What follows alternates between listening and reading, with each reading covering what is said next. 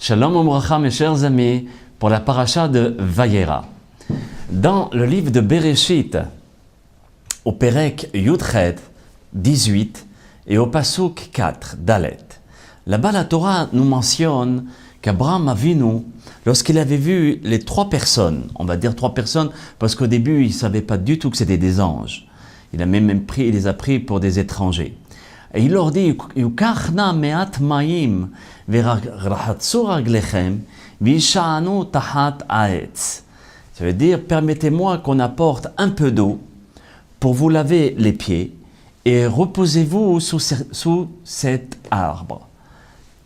Le rabbi Yosef Chaim, dans le Yosef Chai, dans les Drashot, là-bas il pose la question. Il dit, mais pourquoi c'est marqué « Yukach me'at mayim » ?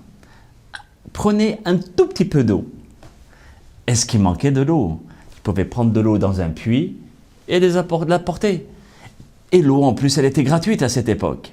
Alors pourquoi il dit « Yukachna me'at mayim » ? Un petit peu d'eau. Et il explique comme ça.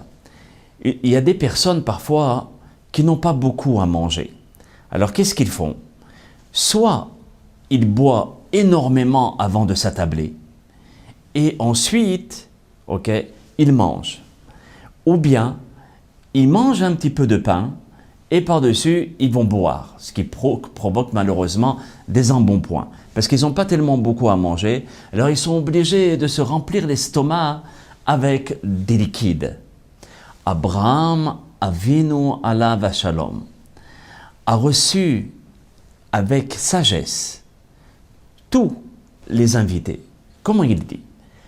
Prenez un peu d'eau, aussi pour se laver les pieds, mais aussi pour boire, afin que vous puissiez vous désaltérer, mais pas vous remplir l'estomac avec. Et aussi, afin de laisser de la place au plat principal et vous donner des forces, parce que ce plat principal, c'est ça qui va vous donner vraiment les forces, c'est pas l'eau seulement. Ensuite, Abraham Avinu, il a réfléchi, il s'est dit, lorsqu'une personne marche, et surtout dans le désert, la marche fatigue énormément et ça gonfle les pieds. Alors qu'est-ce que Abraham leur dit ? Lavez-vous les pieds. Et on sait très bien que lorsqu'on se rince les pieds, lorsqu'on trempe les pieds dans l'eau, automatiquement ça enlève la moitié de la fatigue. Et Abraham Avinu continue avec sa sagesse, et il dit, et pour que vous puissiez bien manger, on ne peut pas manger avec la fatigue. Alors reposez-vous et asseyez-vous sous cet arbre. Regardez notre patriarche Abraham Avinu alav shalom, qui lui se hâtait à faire la mitzvah de Achnasat Orahim. On apprend grâce à lui l'art d'accueillir les invités. Donc cela veut dire qu'il a pas seulement dit Yukachna me'at mayim parce qu'il n'avait pas assez d'eau, ou bien parce qu'il ne voulait pas donner de l'eau. C'est comme une personne qui va dire, tiens, prenez la 10e boulette. Vous voyez, donc cela veut dire Abraham Avinu n'a pas de comparaison à ça. Mais s'il a dit me'at un petit peu, parce qu'il a réfléchi, comme on vient de l'expliquer. Il y a une deuxième explication qu'on rapporte, parce que par rapport à lavez-vous les pieds, d'accord ? Il y a l'explication qu'on vient de donner par rapport au fait d'enlever les pieds qui étaient gonflés et de les reposer. Et donc ici, Rashi rapporte l'explication que tout le monde connaît. Kasavour shehem aravim, shemishtahavim le avak raglehem. Lui, Abraham Avinu, pensait que ces trois hommes, c'était des idolâtres, des arabes idolâtres. Vikpid shelo la'achnis avodazara le beto. Et il a fait très attention, Abraham Avinu, de ne pas faire rentrer de l'idolâtrie à l'intérieur même de sa tente.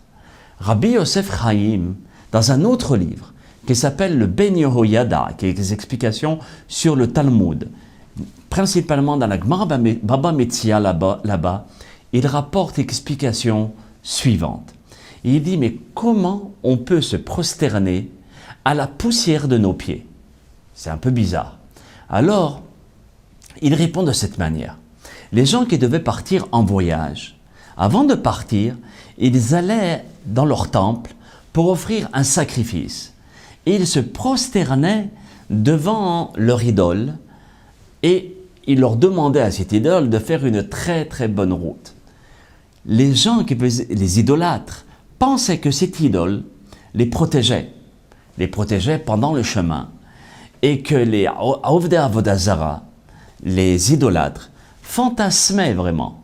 Et ils pensaient, ils étaient convaincus que l'idole était devant eux, elle marchait devant eux, et la terre, quand elle bougeait à cause du vent, eux, ils ne pensaient pas que c'était le vent. Ils pensaient que c'était l'idole qui leur traçait le chemin, et que eux, ils mettaient les pieds là où l'idole faisait des marques. Et donc, comme ça, soit ils trouvaient leur route, soit ils se perdaient. Et quand ils arrivaient à destination, pour remercier l'idole, ils se prosternaient au sable qui était sur leurs pieds. C'est pour cela que Rashi nous dit que Abraham Avinu alav shalom, il leur a lavé les pieds parce qu'il faisait très attention à ce que les idolâtres ne rentrent pas de la poussière idolâtrie, voyez, à l'intérieur de sa tente. De là, on voit un homme comme Abraham Avinu, qui lui ne faisait pas le reproche, mais avec sagesse. Lavez-vous les pieds. Qui n'aime pas se laver les pieds après un voyage? Tout le monde. Mais l'intention d'Abraham Avinu était double, même triple, il y a d'autres explications même.